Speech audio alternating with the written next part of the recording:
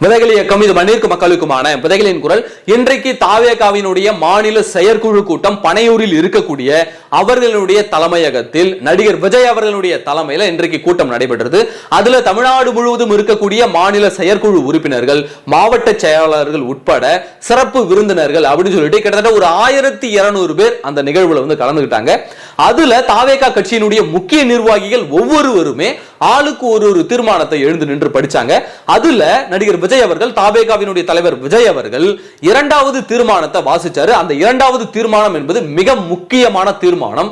அந்த தீர்மானம் பற்றி தான் இந்த காணொளியில நாம இன்னைக்கு பார்க்க போறோம். இதுவரைக்கும் நம்முடைய யூடியூப் சேனலை நீங்க சப்ஸ்கிரைப் பண்ணாம இருந்திருந்தா மறக்காம சப்ஸ்கிரைப் பண்ணுங்க. அப்படியே பக்கத்துல இருக்க அந்த பெல் சிம்பலையும் கிளிக் பண்ணிட்டீங்கன்னா நாம போடக்கூடிய வீடியோக்கள் உடனடியாக உங்களை வந்து சேரும்.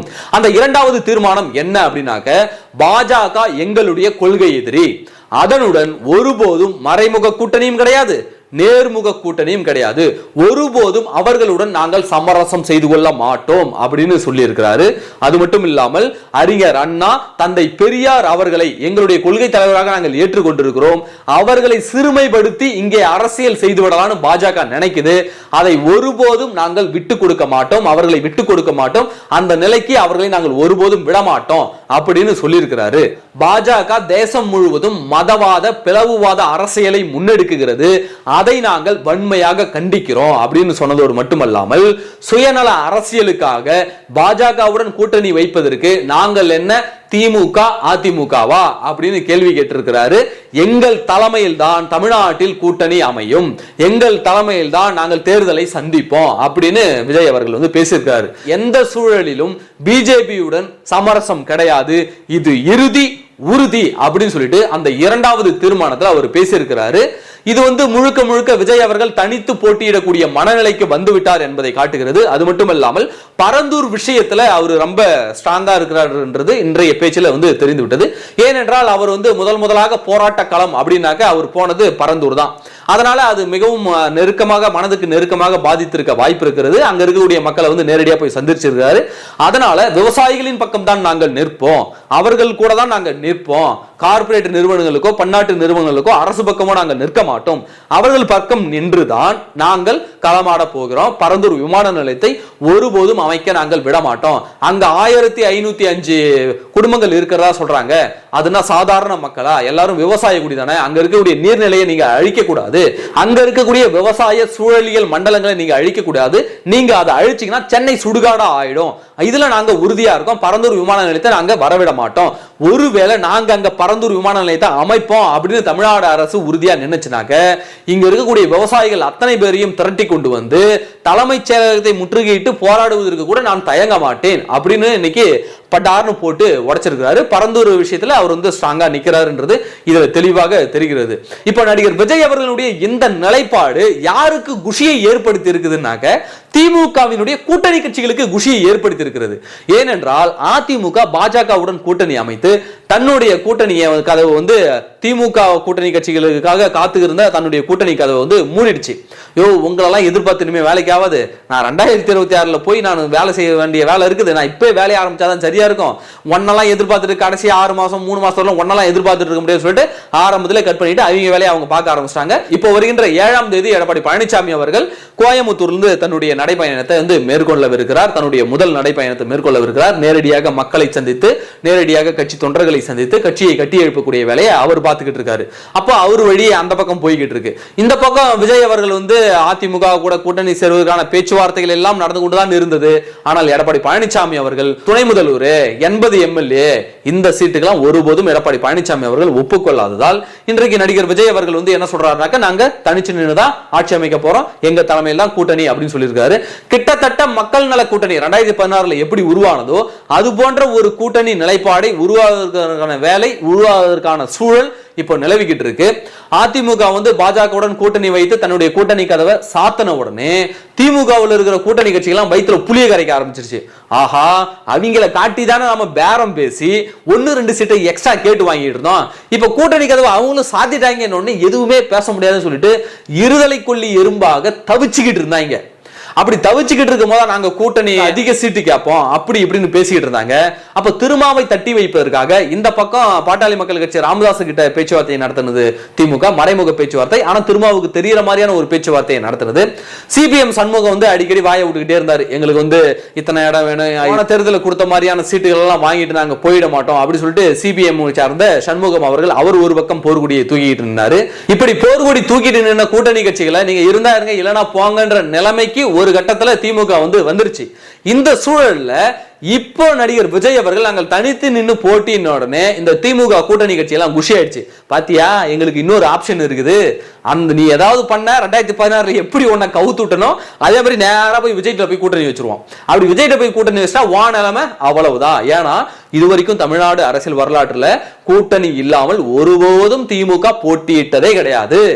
அப்ப திமுக கூட்டணி கட்சிகளுக்கு இது நல்லாவே தெரியும். அப்ப விஜய் அவர்கள் இப்ப தனித்து நிற்போம்னு சொன்ன அறிவிப்பு உண்மையாகவே திமுகவுடைய கூட்டணி கட்சிகளை உச்சகட்ட சந்தோஷத்துல ஆழ்த்தி இருக்கிறது.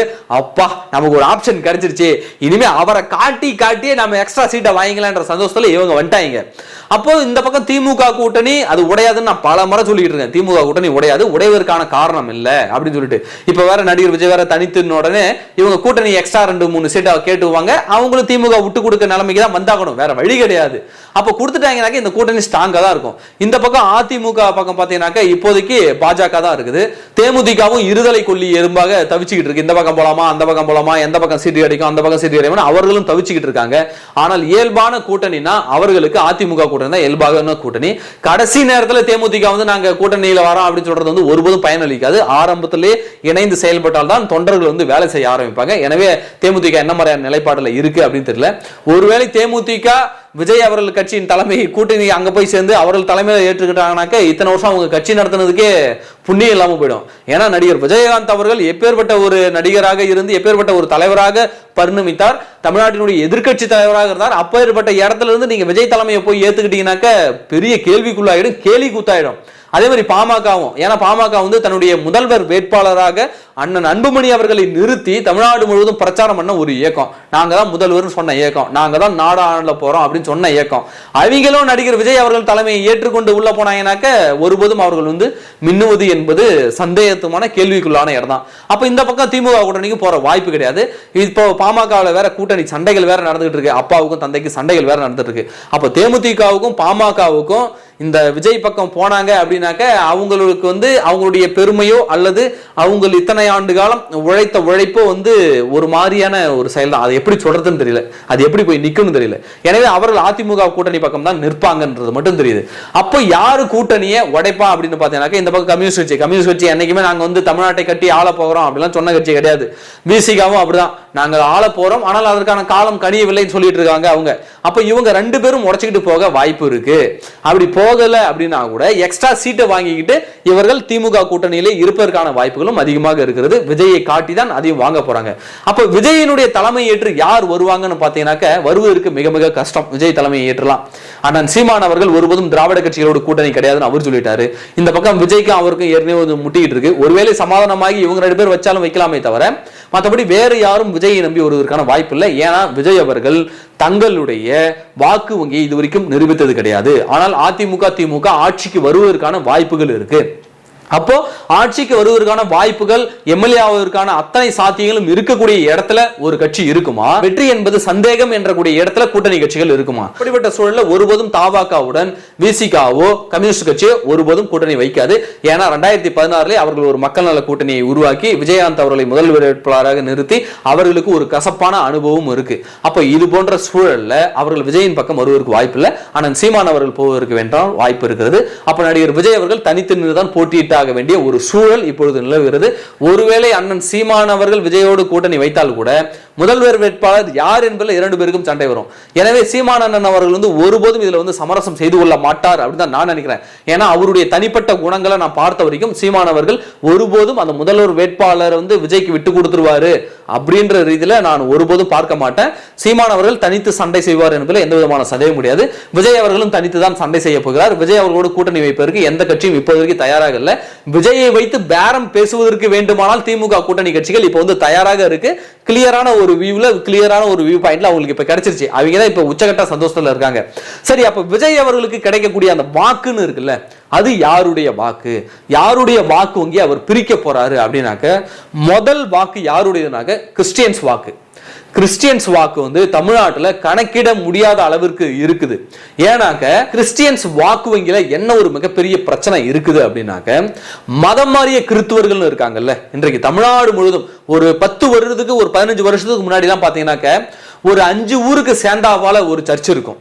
இப்ப சென்னையை கூட எடுத்தீங்களேன், சென்னையில ஒரு மெயின் ஏரியா இருக்குன்னா அந்த ஒரு மெயின் ஏரியாவில் மட்டும், இப்ப தாம்பரம்னாக்க தாம்பரத்தில் ஒரு சர்ச் இருக்கும், இப்ப மாடம்பாக்கம்னா மாடம்பாக்கத்தில் ஒரு சர்ச் இருக்கும், இப்ப பல்லாவரம்னா பல்லாவரத்தில் ஒரு சர்ச் இருக்கும். அந்த மாதிரி தான் இருந்துச்சு ஒரு 15 வருஷத்துக்கு முன்னாடி நான் சொல்றது. ஆனா இப்ப போய் பாத்தீங்கன்னா தெருவுக்கு ஒரு சர்ச் இருக்கு. எப்படி தெருவுக்கு ஒரு சர்ச்? இது சென்னையில மட்டும் கிடையாது, சென்னையை சுற்றி இருக்கக்கூடிய புறநகர் மாவட்டங்கள் அளவுக்கு அதிகமா இருக்கு. தமிழ்நாடு முழுவதும் இன்றைக்கு ஊருக்கு ஒரு சர்ச் இருக்கு. முன்னெல்லாம் 4 ஊர் சேர்ந்தாப்புல ஒரு சர்ச் இருக்கும். இது வந்து இந்த சர்ச்சிலே மிகப்பெரிய சிக்கலான பல விஷயங்கள் இருக்கு. ரோமன் கேத்தலிக் அவங்க வந்து ஒரு ஸ்ட்ரக்சர், அவங்க வந்து ஒரு ஸ்ட்ரக்சரா வந்து இயங்கக்கூடியவங்க.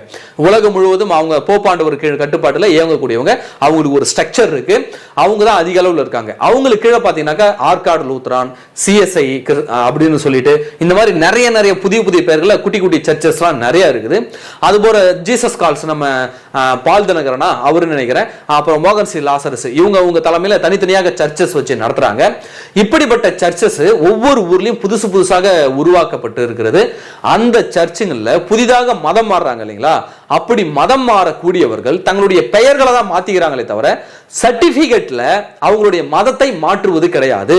ஏனென்றால் அந்த சலுகை என்பது பாதிக்கப்படும் இடஒதுக்கீட்டுல. அதனால அவங்க வழிபாட்டு முறையில மாறிக்கிறாங்க கிறிஸ்டியன்ஸா, அவருடைய பெயரை கிறிஸ்டியன்ஸ் பெயரா மாத்திக்கிறாங்க. ஆனா அவர்களுடைய சர்டிபிகேட் என்பது அவர்கள் ஹிந்து மதத்திலோ அல்லது இஸ்லாம் மதத்திலோ இருந்தாங்களா அப்படின்னாக்க அந்த மதத்தின் பெயர்ல தான் அவருடைய சர்டிபிகேட் இருக்கு. இப்ப அரசு வந்து ஒரு சர்வே எடுக்குது, கிறிஸ்டியன்ஸ் மொத்தம் எத்தனை பேர் ஒரு சர்வே எடுக்குது, எவ்வளவு வாக்கு வங்கி அப்படின்னு சொல்லிட்டு ஒரு சர்வே எடுக்குது அப்படின்னாக்க அவர்கள் அந்த சர்டிபிகேட்ல இருக்கிறத, கவர்மெண்ட் ரெக்கார்ட்ல இருக்கிறத தான் அவங்க சொல்லுவாங்களே தவிர, ஆனா களத்துல என்ன மாதிரியான கிறிஸ்டியன்ஸ் எத்தனை பேர் இருக்கிறாங்கன்றத வந்து பிரெடிக்ட் பண்ண முடியாத அளவுக்கு இருக்கு. இன்னைக்கு தெருவுக்கு ஒரு சர்ச் இருக்கு, ஊருக்கு ஒரு சர்ச் இருக்கு, புது பெயர்ல ஒரு சர்ச் இருக்கு. அப்ப அந்த மதம் மாறிய கிறிஸ்துவர்கள் அத்தனை பேருமே கண்டிப்பா விஜய்க்கு தான் போடுவாங்க. ஏன்னா விஜய் அவர்கள் கிறிஸ்துவர் என்பது எந்த விதமான சந்தேகம் கிடையாது. நீங்க என்னடா பைத்தியக்கார மாதிரி பேசுற அப்படின்னு நீ கேட்ப. ஆனா உண்மை என்னன்னாக்க, ஓட்டு போடும் போது அந்த பொத்தானை அழுத்தும் போது இவன் நம்மாளா, இவன் நமக்கு என்ன செய்வான், இது வரைக்கும் என்ன செஞ்சிருக்கிறான் அப்படின்லாம் பல எண்ணங்கள் வந்து ஓடும். அந்த ஓட்டு பொத்தானை அழுத்தும் போது நான் சொல்றதுலாம் உங்களுக்கு தோணும் பாருங்க. அப்போ நடிகர் விஜய் அவர்களுக்கு கிறிஸ்துவர்களுடைய வாக்கு வந்து மிக பெரும்பான்மையான வாக்கு அவர் பக்கம் போவதற்கான வாய்ப்புகள் மிக அதிகமாக இருக்கிறது. இஸ்லாமிய வாக்குகள் திமுக தான் போகும், அதுல எந்த சந்தேகமும் இல்லை. விஜய் பக்கம் வருவதற்கெல்லாம் இஸ்லாமிய வாக்குகள் வருவதற்கு வந்து ஏதேனும் ஒரு 10% வாய்ப்புகள் தான் இருக்குதே தவிர, இந்த கிறிஸ்துவர்கள் மதமாறிய கிறிஸ்தவர்கள் இருக்கிறாங்க, கிறிஸ்துவர்கள் இருக்காங்க, தலித் கிறிஸ்தவர்கள் இருக்காங்க, வன்னிய கிறிஸ்துவர்கள் இருக்காங்க, கிறிஸ்துவ வெள்ளாள கவுண்டர்கள் இருக்காங்க, நாடார் கிறிஸ்துவர் இருக்காங்க, தேவர் கிறிஸ்துவர் இருக்காங்க, இப்படி சாதிய ரீதியாகவும் கிறிஸ்துவர்கள் ஏகப்பட்ட கிறிஸ்துவர்கள் இருக்காங்க. அப்ப அந்த வாக்குகள் பெரும்பான்மை வாக்குகள் வந்து நடிகர் விஜய்க்கு தான் போகும். இது முதல் வாக்கு வங்கி. இது பிரெடிக்ட் பண்ண முடியாது. இதை நான் பல முறை சொல்லியிருக்கேன். தமிழ்நாட்டில் இருக்கக்கூடிய பல அரசியல் விமர்சகர்கள் இந்த கிறிஸ்துவர்கள், மதம் மாறிய கிறிஸ்துவர்கள், இந்த வாக்கு வங்கியை பத்தி யாருமே பேசியது கிடையாது. நான் ஆரம்பத்திலிருந்து பல காலமா பேசிக்கிட்டு இருக்கேன். இப்பதான் ஒரு சிலர் வந்து அதை பற்றி பேச ஆரம்பிச்சிருக்காங்க. இந்த மதம் மாறிய கிறிஸ்துவர்களுடைய எண்ணிக்கை என்பது கணிக்க முடியாத அளவிற்கு இருக்கிறது என்பதில் எந்த விதமான சந்தேகமும் கிடையாது.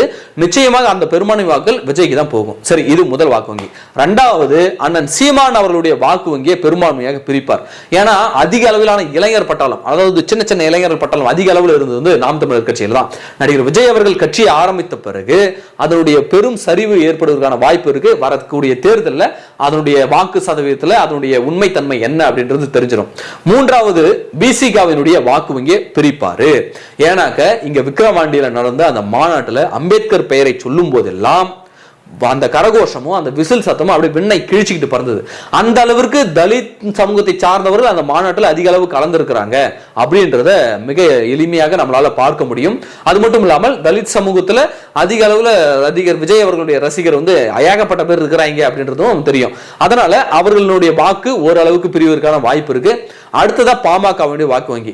பாமகவிலும் இளைஞர்கள் அதிகம், விசிகாவிலும் இளைஞர்கள் அதிகம். இந்த பாமகவிலும் ஓரளவிற்கான வாக்கு வங்கியை இவர் நிச்சயமாக பிரிப்பார். அதுவும் வட தமிழகத்துல வந்து முதல் கூட்டமே அவர் வட தமிழகத்துல போடுறது காரணமே தான். அதிக அளவிலான ரசிகர் பட்டாலும் வட தமிழகத்துல இருக்கு எல்லா சமூகத்திலுமே நடிகர் விஜய் அவர்களுக்கு. அதனால பாமகவினுடைய வாக்கு வங்கியிலும் ஒரு பெரும் தாக்கத்தை நடிகர் விஜய் அவர்கள் ஏற்படுத்துவார். இப்ப வேற பாமகவில் வந்து ஒரு கூட்டணி குழப்பம் வந்து ஒன்று நிலவி கொண்டிருக்கிறது. இப்படி ஒரு சூழல் இப்படி இருக்கிறது. அடுத்து பாத்தீங்கன்னா பெண்களுடைய வாக்கு, பெண்களுடைய முதல் தலைமுறை பெண்கள் இருக்காங்களே அவர்களுடைய பெரும்பான்மையான வாக்கு யாருக்கு போனா நடிகர் விஜய் அவர்கள் தான் போக போகுது. அது கண்கூடாக தெரிகிறது. அப்ப இப்படிப்பட்ட வாக்கு வங்கியில் எல்லாத்தையும் ஒன்றா குவித்து தான் தன்னுடைய வாக்கு வலிமையை அவர் வந்து நிரூபிக்க போறாரு. இதுல விஜய் அவர்களுடைய கட்சி வெற்றி பெறுமானாக்க நடிகர் விஜய் அவர்கள் வெற்றி பெறுவதற்கு வாய்ப்பு இருக்கு. அவர்கள் கட்சியை சார்ந்த மற்ற வேட்பாளர்கள் வெற்றி பெறுவாங்கனாக்க சத்தியமா அடிச்சு சொல்றேன் வெற்றி பெற முடியாது. விஜய் அவர்களுடைய முகம் அனைவருக்குமே தெரியும் தமிழ்நாட்டில். ஆனால் தாவேகா கட்சியில் மற்ற உறுப்பினர்களுடைய முகம் யாருக்குமே தெரியாதுங்க. ஏன்னா இப்பதான் அவர் வந்து அரசியலுக்கு உள்ள வராங்க. விழுப்புரம் பாத்தீங்கன்னா அதிமுக மாவட்ட செயலராக சி வி சண்முகம் அவர் இருக்காரு. அங்க திமுக மாவட்ட செயலராக இதுக்கு முன்னாடி வந்து பொன்முடி இருந்தாரு. இப்போ பொன்முடி போய் வாக்கு கேட்கறதுக்கும் சி வி சண்முகம் போய் வாக்கு கேட்கறதுக்கும் விழுப்புரம் மாவட்டத்தில் தாவேகா கட்சியுடைய மாவட்ட செயலர் யாருமே தெரியாத ஒரு பையன் போய் வாக்கு கேட்கறதுக்கும் வித்தியாசம் இருக்கு. அப்போ அந்த இடத்துல யாருக்கு மக்கள் ஓட்டு போடுவாங்கன்னா, யோ எனக்கு பெண்முடி தெரிஞ்சவன் அதனால நான் பொன்முடிக்கு போடுவேன் அப்படின்னுவான். யோ எனக்கு சி வி சண்முகம் எனக்கு நல்லா தெரிஞ்சவரியா அவருக்கு தான் நான் போடுவேன் அப்படின்னு. இவன் யாரையா புது பையன் தாவேகாவில இருந்து யாரையா புது பையன் இவெல்லாம் பார்த்ததே கிடையாது எங்க இருந்து ஆளை பாத்துறேன் அப்படின்னு சொல்லிட்டு வாக்கு போடுறதுக்கு வாய்ப்பே கிடையாது. ஒட்டுமொத்தமாக அங்கொன்றும் இங்கொன்றுமாக சிதறி கொடுக்கக்கூடிய அத்தனை வாக்குகளும் ஒன்று சேர்ந்து ஒரு வாக்கு வங்கியா நீங்க வெளிப்படையா காட்டலாம் 2026. அதுல மாற்று கருத்தே இல்ல. நடிகர் விஜய் அவர்கள் மட்டும் வெற்றி பெறுவார். அதுலயும் மாற்று கருத்து கிடையாது. ஆனால் தாவேகாவுடைய மற்ற வேட்பாளர்கள் அத்தனை பேருமே தோல்வியை தான் தழுவார்கள். ஏனென்றால் உள்ளூர் அரசியல்னு ஒண்ணு இருக்கிறது. அந்த ஊருக்கு உடைய முகம்னு ஒண்ணு இருக்கு. இப்ப எங்க ஊர் கள்ளக்குறிச்சி மாவட்டம் எடுத்துக்கிட்டீங்கன்னா குமரகுரு தெரியாத ஆளே கிடையாது. சாவு கல்யாணம் காது குத்து எதா இருந்தாலும் ஆளு வண்டி எடுத்துட்டு கிளம்பிடுவாரு. அப்போ இப்ப விஜய் அவருடைய மாவட்ட செயலர் ஒரு சின்ன பையன் வந்து நிற்கிறாருன்னா அவருக்கு எந்த சந்தில போகணும், எந்த சந்தில எந்த சமூகம் இருக்கிறது, எந்த சந்தில எவனை போய் தட்டனாக்க வாக்கு விழும், எவங்கிட்ட போய் ஓட்டு கேட்கணும், எந்த இடத்துல கூட்டம் கூட்டணும், அந்த விஷயம் வந்து அவர்களுக்கு தெரிவதற்கு இப்போதைக்கு வாய்ப்பு இல்லை. தனிச்சு நின்று அவர்கள் நின்றாங்கனாக்க இத்தகைய பெரும் சவாலை தாவேகா நிச்சயமாக எதிர்கொள்ளும். ஆனால் ஒரு வலிமையான வாக்கு வங்கி அவர்கள் 2026 தனிச்சு நின்றாங்கனாக்க கண்டிப்பாக ஒரு வலிமையான வாக்கு வங்கி அவர்கள் காட்டுவாங்க. ஆனால் நடிகர் விஜயை தவிர மற்ற யாரும் அதுல வெற்றி பெற முடியாது. இது யாருக்கு சாதகம்னா திமுக தாங்க சாதகம். இப்ப விஜய் அவர்கள் தனித்து நிற்கிறாங்க, சீமான் அவர்கள் தனித்து நிற்கிறாங்க. இப்ப அதிமுக கூட பாஜக அப்புறம் வந்து தேமுதிக பாமக இவங்க நின்னாங்கனாக்க வலுவா நின்னுட்டாங்க அப்படின்னாக்க ஒரு டஃப் ஃபைட் திமுகவுக்கு கொடுக்க முடியும்.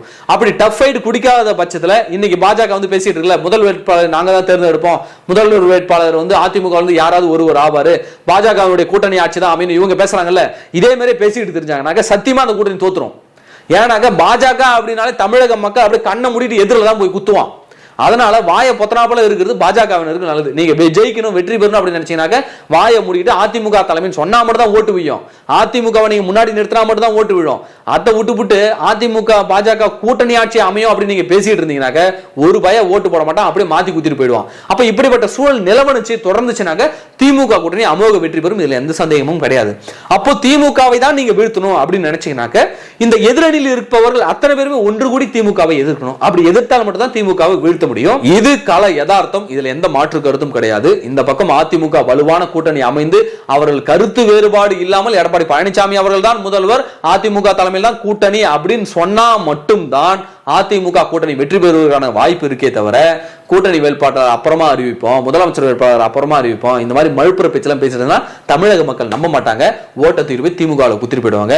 நடிகர் விஜய் அவர்கள் இன்றைக்கு பாஜகவுடன் கூட்டணி இல்லைன்னு தெளிவுபடுத்தி விட்டார். நாங்க தனித்து தான் நிற்போம், பாசிச கூட்டணி கட்சி கூட நாங்க கூட்டணி வைக்க மாட்டோம், சர்வாதிகார மதவாதிக கட்சி கூட நாங்க கூட்டணி வைக்க மாட்டோம் நடிகர் விஜய் அவர்கள் தெளிவுபடுத்திருக்கார். இது வந்து ஒரு கட்சிக்கு மெசேஜ் அப்படின்னு சொல்லலாம்.